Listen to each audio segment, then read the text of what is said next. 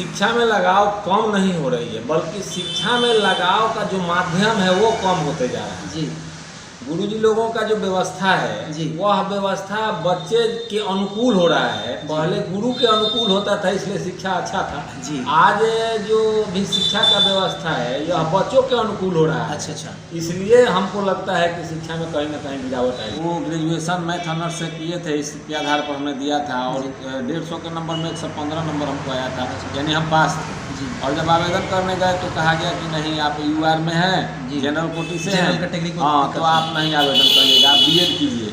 तब तक मैं उस विद्यालय में था, उस विद्यालय भी लग रहा था कि आज नहीं कल हो जाएगा, पैसा का भाव था तो थोड़े बीएड नहीं करेंगे, चलो इसी विद्यालय से हो जाएगा, लेकिन आज तक नहीं हुआ और बीएड भी नहीं किए, इसीलिए हमारी नौकरी भी नहीं हुई। नहीं तो मैंने कहने का मतलब कहीं ना कहीं आपको जनरल कैटेगरी में होने का एक बाधक बन गया कि आप सफल नहीं हो। बहुत बाधक, नहीं तो 45% मार्क्स आया है। तो विजय माझी हैं हमारे बगल के, मेरे मित्र ही हैं जी, और वो अनट्रेंड थे, उनको आज शिक्षक वो हैं, बड़ी पैसा कमा रहे हैं अपना अच्छा से। और आप 150 में 115 लाए, फिर आज बेरोजगार नहीं, हाँ बेरोजगार हैं, इसलिए कि हम लोग सामान्य कोटि। देखिए सामान्य कोटि को मतलब कितनी तकलीफ झेलनी पड़ती है।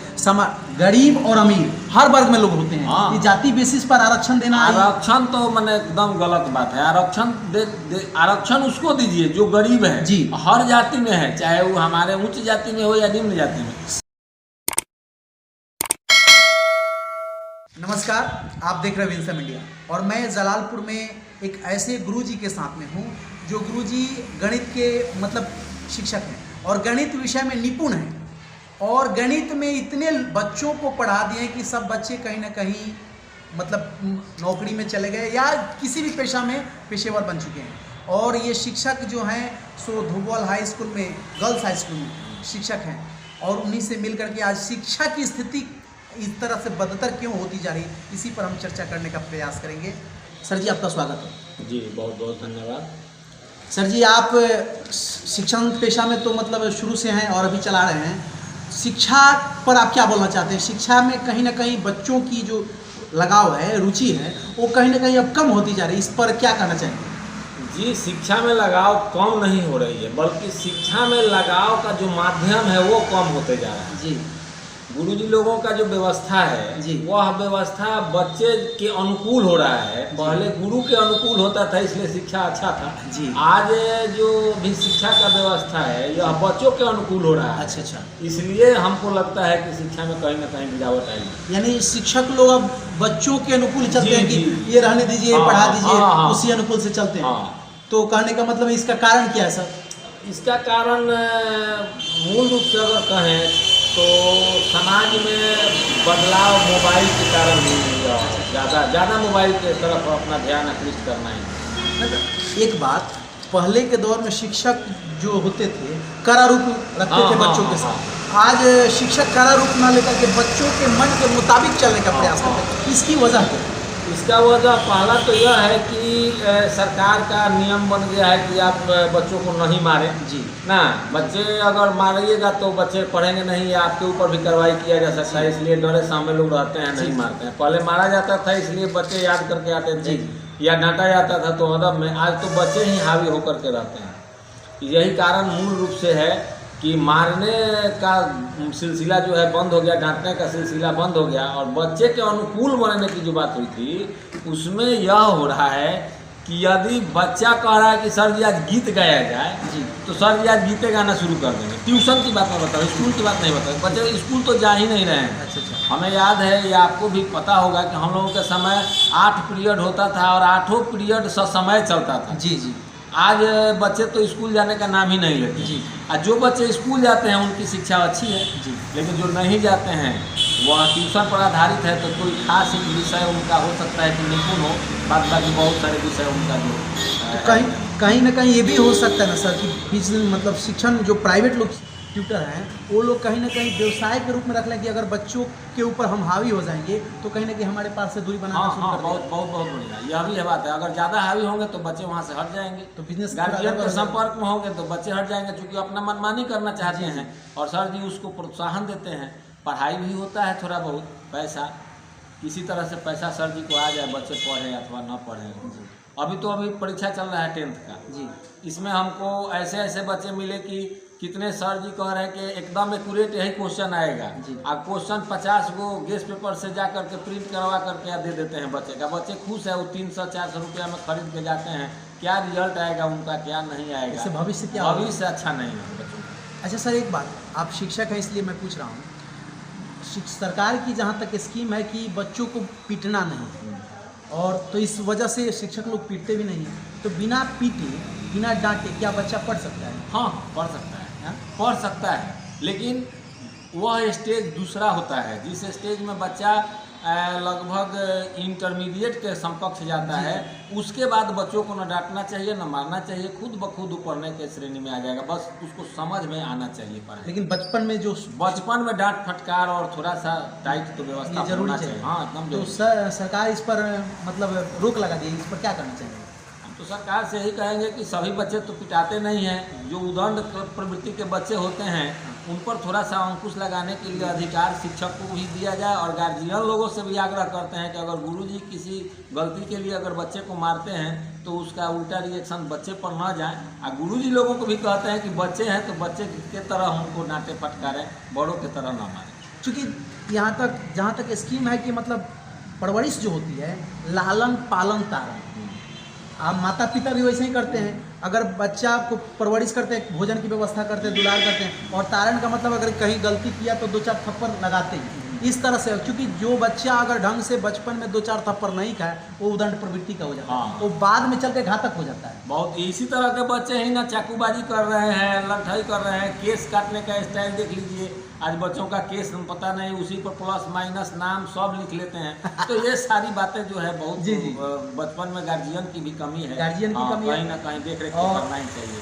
और अच्छा सिंह जी, एक बात मैं बताता हूँ कि 24 घंटा में जी मात्र अगर इस विद्यालय वह जाता है तो 6 घंटा या 8 घंटा, जी, जी। और नहीं तो कोचिंग जाता है तो 2 से 3 घंटा। जी। इतना ही देर वह शिक्षक के गुरु के संपर्क में रहता है, चाहे अच्छे गुरु के संपर्क में हो चाहे बुरे गुरु जी, के हो। लेकिन है शिक्षक के संपर्क, बाद बाकी पूरा का पूरा वो आपके संपर्क में है। तो आप उसके एक्टिविटी पर नज़र बना कर रखिए, तभी जा कर के कहीं ना कहीं आपका बच्चा आगे बढ़ कर के और जो आप सोच रहे हैं उससे आगे निकलेगा, नहीं तो नीचे तो जाएगा ही, इसमें कोई दो राय नहीं। यानी अभिभावक को भी इस पर ध्यान देना चाहिए कि हमारा बच्चा कहाँ पढ़ रहा है, किस तरह से पढ़ रहा है। क्योंकि हाँ। आजकल बच्चे जो हैं सो अभिभावक को चकमा देने में आगे निकलते ना हैं। ना, मूल रूप से देखिए, मैं अपनी बात बता रहा हूँ। जी। मैं एक शिक्षक हूँ ग्लोबल गर्ल्स हाई स्कूल में। जी, जी। मैथ का शिक्षक हूँ और वो अनुदानित विद्यालय है।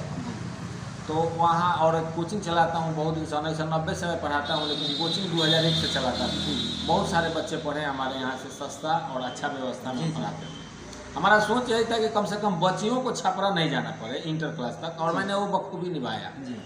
तो इस संदर्भ में हम ये कहेंगे कि बच्चों को जब हम भेज रहे हैं गार्जियन के रूप में कि हमारा बच्चा पढ़ने जा रहा है, तो कहाँ जा रहा है इसकी तो आपकी जानकारी होनी चाहिए। जी। क्योंकि आप 6 बजे बच्चा निकला और 9 बजे तक पढ़ रहा है, तो आप यही जानते हैं कि 9 बजे वो आएगा जलालपुर से, लेकिन कहाँ पढ़ रहा है, किसके पास पढ़ रहा है, ये आपको मालूम नहीं है। तो इस संदर्भ में इस बीच का जो गैप है, इसमें तो कोई गलत काम भी कर सकता है, आपको पता नहीं। तो गार्जियन को यह जरूरी है। और दूसरी बात कि मैंने कुछ लोगों से अपने कोचिंग के संपर्क में गार्जियन से संपर्क करना चाहा कि ये सर हम तो पढ़ाते हैं, तो कहते हैं ना सर हम लोग के तो खूब बढ़िया से जाना था, लोग खूब पढ़ावे नहीं, हमनी के पढ़ौले बनी हमनी, लेकिन अब क्या करें, लड़किया हमार चाहे बेटिया चाहे बेटवा कहता ना हम जॉब पढ़ें तो फलाने सर लगे पढ़े। तो यह उसकी उदंडता है, और वो जो कह रही है कि अगर मना करेंगे तो दिक्कत में हो जाएगा, इसलिए हमको मजबूरी है वहाँ भेजना सर। अभिभावक भी मजबूर हाँ होता है। हाँ, मजबूर है, बच्चों से मजबूर है।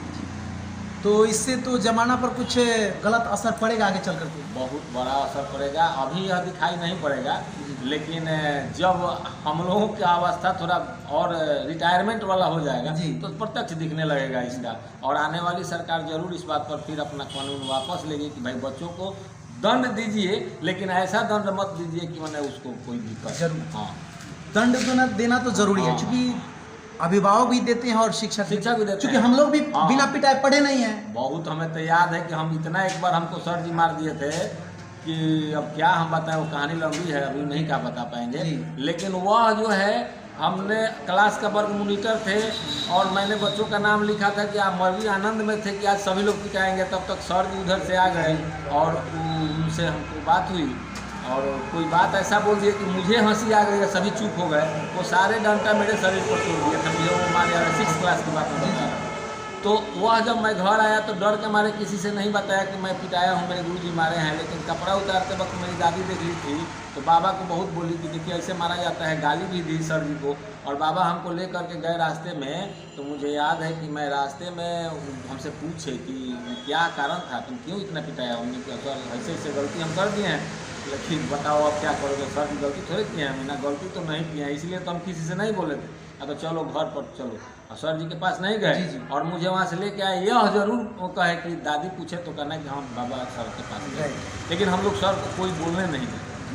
पहले के गार्जियन ऐसा नहीं करते थे, शिक्षक अगर पीट दिए तो पीट दिए, क्योंकि शिक्षक और शिक्षार्थी के बीच में संबंध जो होता है गार्जियन टू गार्जियन था। बिल्कुल, गार्जियन टू गार्जियन। और सरकार जो इस पर अंकुश लगाई है, वो सरकार को भी पता है कि वो भी बचपन में पिटाई होगी जो सरकार को चला रही है। पिटाया निश्चित रूप से वो पिटाए होंगे जो सरकार को चला रहे हैं। लेकिन अब इस पर अंकुश लगाने का मतलब कहीं ना कहीं शिक्षा को पतन कर रहे हैं लोग, और आगे चल करके शिक्षा मतलब कहाँ जाएगा कुछ कहना मुश्किल है। हाँ वो तो है, ये है शिक्षा। तो देखिए शिक्षा हर समय 3 चरण होता है जी, अच्छा, मध्यम और उत्तम जी। तो अच्छा तो चलिए रहा है जी, इसके बाद मध्यम में चलेगा जी, और इसके बाद जाके उत्तम होगा। तो इसमें तीनों चरण में है, तीनों लोग यहाँ व्याप्त हैं जी। कुछ आप ही के घर में अगर 4 बच्चे होंगे तो एक बच्चा पढ़ने में है, मन लगा रहा है तो खूब पढ़ रहा है जी। एक बच्चा उदंड है तो पढ़ने का उसको मन नहीं कर रहा है। तो गुरु जी का तो देखो, एक रहीम जी का हमको याद है, बचपन में हम लोग पढ़े हैं कि फूल से जो है वही फूल अच्छे होते हैं जिनमें कांटे होते हैं। कांटे यानी उदंड बच्चे ही तीव्र बुद्धिमान होते हैं। लेकिन पहले अगर उस कांट के डर से पौधा को ही काट दिया जाए तो फिर अच्छे फूल नहीं निकल पाएंगे। इसलिए उदंड बच्चों को गुरुजी का काम है कि उसको सही राह लाए और एक अच्छा फूल बनाए, ताकि बगिया को पूरे माने अपने घर को तो महकाए ही, साथ साथ देश का, राज्य का है और अपने घर का, गांव का, सबका नाम। अच्छा सर, मैं आपसे एक बात पूछना चाहूँगा। आप बोले कि धोबल हाई स्कूल में गर्ल्स हाई स्कूल में जी, उसमें शिक्षक हैं और वो जहाँ तक मुझे जानकारी है तो वो वित्त रहित है। हाँ, तो आप लोगों को तो कुछ मिलता होगा कि नहीं? नहीं मिलता तो नहीं था, लेकिन बीच में सरकार का थोड़ा दया दृष्टि हम लोगों के ऊपर आया तो वित्त रहित से वित्त सहित किया गया। अच्छा। एक अनुबंध लगाया गया कि इन लोगों को अनुदान दिया जाएगा। अच्छा, तो वह अनुदान हम लोगों को मिलने लगा 2008 से मिल रहा है और अब तक माने 2023 है, लेकिन 16 तक हम लोगों को अनुदान मिला है और उसके बाद अभी अनुदान बाकी है। रोज़ उनसे आग्रह और विनती किया जा रहा है, लेकिन पढ़ाई आज सबसे अच्छा वित्त रहित में है जी। समय बच्चे आते हैं, शिक्षक आते हैं, अपना समय टू समय पढ़ाते हैं, लेकिन फिर भी वित्त रहित की तरफ सरकार का कोई ध्यान नहीं है। और वित्त रहित के शिक्षक का तो पूछिए मत जी, उनका बच्चा कैसे पढ़ता है, उनका परिवार कैसे चलता है। अगर वो पहले से घर के थोड़ा ठीक ठाक नहीं रहे तो अब तक उनकी जनाजा उठ गई होती। हम तो यही कहेंगे। मतलब वहाँ पर आप संतुष्ट हैं कि नहीं? वहाँ की मतलब अब व्यवस्था यही है कि थोड़ी भूल हमारी भी हुई है। हम 2011 में स्टेट का एग्ज़ाम जो हुआ था वो ग्रेजुएशन मैथ ऑनर्स से किए थे, इसके आधार पर हमने दिया था और 150 के नंबर में 115 नंबर हमको आया था, यानी हम पास थे। और जब आवेदन करने गए तो कहा गया कि नहीं, आप UR में हैं, जनरल कोटि से हैं, हाँ तो आप नहीं आवेदन करिएगा, आप BEd कीजिए। तब तक मैं उस विद्यालय में था, उस विद्यालय भी लग रहा था कि आज नहीं कल हो जाएगा, पैसा का भाव था तो छोड़े तो BEd नहीं करेंगे, चलो इसी विद्यालय से हो जाएगा। लेकिन आज तक नहीं हुआ और BEd भी नहीं किए, इसीलिए हमारी नौकरी भी नहीं हुई। नहीं तो मैंने कहने का मतलब कहीं ना कहीं आपको जनरल कैटेगरी में होने का एक बाधक बन गया कि आप सफल नहीं हो। बहुत बाधक। नहीं तो 45% मार्क्स आया है। तो विजय माझी हैं हमारे बगल के, मेरे मित्र ही हैं जी, और वो ऑन ट्रेंड थे, उनको आज शिक्षक वो हैं, बड़ी पैसा कमा रहे हैं अपना अच्छा से। आप 150 में 115 लाए, फिर आज बेरोजगार नहीं, हाँ बेरोजगार हैं, इसलिए कि हम लोग सामान्य कोटि। देखिए सामान्य कोटि को मतलब कितनी तकलीफ झेलनी पड़ती है। गरीब और अमीर हर वर्ग में लोग होते हैं, जाति बेसिस पर आरक्षण देना, आरक्षण तो मैंने एकदम गलत बात है। आरक्षण उसको दीजिए जो गरीब है जी, हर जाति में है, चाहे वो हमारे उच्च जाति में हो या निम्न जाति में। जो बेघर है उसको घर दीजिए, चाहे किसी भी तरह का हो जी। जात के आधार पर आरक्षण करना सबसे गलत बात है, यही हमारा मतलब सोच है। और इसी की वजह से आप भी बेरोजगार हो गए। हाँ, तो वही हमारा पढ़ाया हुआ कितना बच्चा कहाँ नौकरी कर रहा है। और आज हम देखिए कि हम यहाँ बैठे हुए हैं, देखिए सरकार की कि हम लोगों के विद्यालय के शिक्षकों से सारा काम करवाती है, चुनाव का काम कराती है, जनगणना करवाती है, कॉपी दिखवाती है, हर काम जो सरकारी काम जो सरकारी शिक्षक करते हैं उसमें हम लोग अव्वल रहते हैं, आगे बढ़ चढ़ के काम करते हैं, सही करते हैं। फिर भी हम लोगों को पेमेंट नहीं देती है, बस हम लोगों से काम करवाती है, बस पेमेंट नहीं ना तो इसका मलाल रहता है आपको? मलाल तो बताइए ना, नहीं रहने का क्या सवाल। कहने का अर्थ कि अगर आपकी मतलब घर परिवार से स्थिति ठीक ठाक ना होती तो मतलब स्थिति बहुत दयनीय हो जाती। बहुत दयनीय हो जाती, बाल बच्चा भी पढ़ नहीं पाता। हम लोग तो मैंने किसी तरह से पढ़ लिए हैं, लेकिन बाल बच्चा नहीं पढ़ पाता। तो जीने का साधन मतलब यही है कि आप प्राइवेट में ट्यूशन पढ़ा करके काम निकालते हैं। हाँ, वही हमारा पेशा था, और थोड़ा कम हो गया। अब नए नए शिक्षक लोग आ गए हैं तो नए दौर में आप नहीं चल पाना? नए दौर के लिए हम नहीं है, लेकिन नए दौर के लिए नहीं है, फिर भी सारे जो नए दौर के शिक्षक हैं लगभग कहीं ना कहीं हमारे संपर्क के ही हैं। जी तो अलग बात, मतलब मान सम्मान की बात अलग है, परंतु नए दौर में आप क्यों नहीं चल पाते, इसको बताइए। इसका कमी हमको पता नहीं लग रहा है हमको भाई जी। और गाना वाना गाने की बात होती है, ढोल तमारा और मजाक करने की बात होती है, तो ये तो हम पढ़ाने का समय लेते हैं, हम पैसा लेते हैं, हम मजाक और गाना नहीं गाते। यानी कहीं ना कहीं तो खान सर फेमस हो गए इसी माध्यम से। हाँ, तो खान सर की बात तो आप खुद वीडियो देखिएगा ना।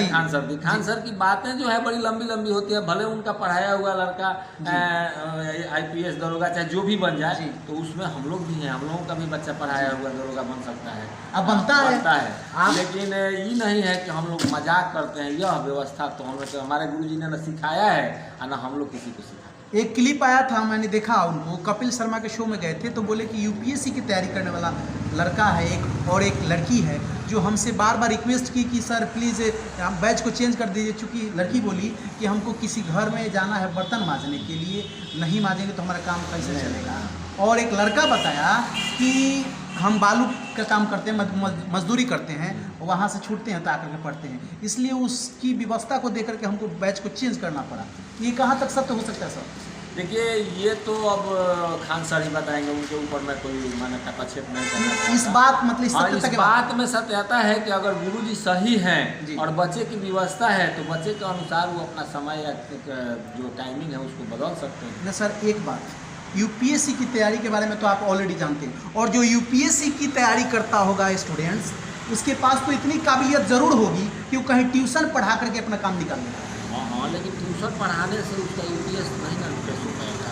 तो मजदूरी करके वो निकल जाएगा ना, मजदूरी भी करने से नहीं निकलेगा। मतलब इस बात में तो हमको तो कहीं सत्यता नहीं लगता है। लेकिन अब रही बात की, अगर सर कहें तो हो सकता है कि उनके साथ कोई अपवाद नहीं होता है, हर चीज़ का अपवाद होता है। अपवाद होता है तो, लेकिन मेरे हिसाब से, मैं जहाँ तक इस बात की जानकारी रखता हूँ कि UPSC की तैयारी करने वाला स्टूडेंट चाहे जो कोई भी हो, उसके पास इतनी काबिलियत होती है कि +2 तक तो आसानी से पढ़ा सकता है। हाँ। और +2 तक पढ़ाने वाला व्यक्ति जो भी होगा वो भूखे तो नहीं मरेगा। ना, कभी नहीं। वो तो UPSC की बात करते हैं। हमारी बेटी DLED बंगला में कर रही है, जिया कुमारी नाम है।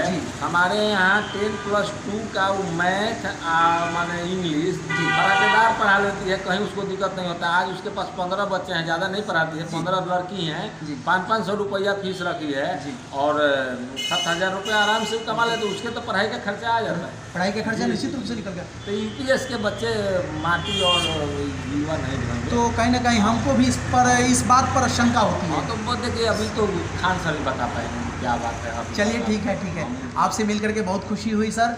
आपका बहुत बहुत धन्यवाद, जो आप अपना कीमती समय निकाल करके हमें हमारे चैनल के माध्यम से अपना इंटरव्यू दिए, इसके लिए बहुत बहुत धन्यवाद आपका। इसके लिए आपको भी बहुत बहुत धन्यवाद। नहीं तो हम लोगों को कौन पूछता है। नहीं, ऐसी बात नहीं। आप शिक्षक हैं और आपके शिक्षक हैं तो मात्र वही बस शिक्षा का उद्देश्य जो है कि पैसा देंगे सर इसे पढ़ के चल जाएंगे। अब तो प्रणाम करने वाले बच्चे भी कम हो गए हैं, प्रणाम भी नहीं करना चाहते हैं लोगों को। देखिए, कहीं ना कहीं मतलब आने वाली पीढ़ियों के लिए मतलब दुख की बात है, और कि शिक्षक और शिक्षार्थी के बीच में जो रिश्ता होता है, चोली दामन का रिश्ता होता है, और ये दूरी बन रही है, बहुत शर्म की बात है। इसलिए मैं सभी लोगों से आग्रह करता हूँ, जो शिक्षक हैं अथवा शिक्षार्थी हैं, वो लोग कृपया अपने आप को सुधारें ताकि संबंध बना रहे। मैं ब्राह्मण हूँ, संस्कृत में गुरु ब्रह्मा गुरु विष्णु गुरुदेव महेश्वर जी, गुरु साक्षात परम ब्रह्म तस्मै श्री गुरुवे नमः। यानी गुरु ही सब है, ब्रह्मा विष्णु महेश से बड़े बताइए, सब हैं, उनसे ऊपर के हैं जी, और उनका आप आदर नहीं कर रहे हैं तो आप जीवन में कुछ नहीं कर रहे, चाहे कोई भी गुरु जी कोई हो। आप किसी से भी पढ़ रहे हो, अगर आपको क सिखा रहे हैं भी तो आपको आपको उनका आदर करना चाहिए। यह जीवन में आपको प्रतिफल ही देगा, विपरीत प्रतिफल विपरीत फल नहीं देगा। चलिए, अब सर लास्ट वक्त आप एक बार अपने तरफ से मतलब पढ़ने वाले विद्यार्थी जो हैं उनको क्या संदेश देना चाहेंगे? आप जहाँ भी पढ़ें बढ़िया से पढ़ें, अच्छा से पढ़ें और सिलेबस के अनुसार पढ़ें। और जो चीज़ आपको नहीं आता, मान लीजिए आप 10th में हैं और 10th का विषय आपको समझ में नहीं आ रहा है, 8 का विषय आपको पहले से भी समझ में नहीं आया, इसलिए 10th नहीं समझ में आ रहा है, तो आप प्रयास करिए कि 10th की पढ़ाई करते हुए पीछे से भी रिकेप करते जाइए, ताकि 10th का भी पढ़ाई आपको समझ में आए, यानी उच्च क्लास की पढ़ाई भी आपको समझ में आए। मेहनत कीजिए और कहीं चोरी मत कीजिए, और माता पिता को डार पर मत रखिए कि हम पढ़ रहे हैं और झूठ मूठ का उनका पैसा खर्च कर रहे हैं। आप पढ़िए मन लगा के, करत करत अभ्यास ते जरमती हो तो सुजान, रसरी आवत जात ते सिल पर परत निशान। तो आप प्रयास करोगे तो हर चीज़ संभव है। क्यों अपने आप को इतना थका लेते हो कि मैं हमको गणित अबे नहीं करेगा? गणित तो ऐसा है, देखिए हम गणित के मास्टर होते हुए भी हिंदी से भी लगाव रखते हैं, संस्कृत से भी लगाव रखते हैं, और जैसे आपको मालूम है थोड़ा बहुत कविता उविता भी हम पढ़िए लेते हैं। तो इस तरह से आदमी को हर रंग में रहना चाहिए, अच्छा होना चाहिए। चलिए, आपसे मिलकर के बहुत खुशी हुई, आपका बहुत बहुत धन्यवाद। आप देखते रहिए विल्सन मीडिया। जय हिंद।